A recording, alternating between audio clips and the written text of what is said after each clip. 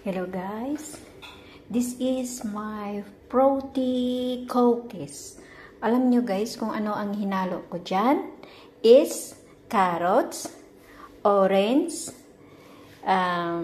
apple, at saka beetroot. Yan no. Kasi kinuskus ko yung beetroot ko at saka carrots at saka apple. Ininom ko yung juice. Tapos, sayang naman itapon yung mga kinuskus ko. So, ginawa kong cookies. O, diba? Pangpasalubong ko yan sa inyo. Homemade cookies.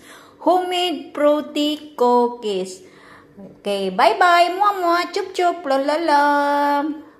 Mga pasalubong ko to sa inyo. Hindi na ako magbili. Homemade na. Homemade na tong pasalubong ko, ha. Napaka-vitamins pa. Kasi fruity. Liman mo ng beetroot, carrots, apple, at saka orange. O, diba? Yummy! Yummy, yummy, yummy. Mama, chup-chup.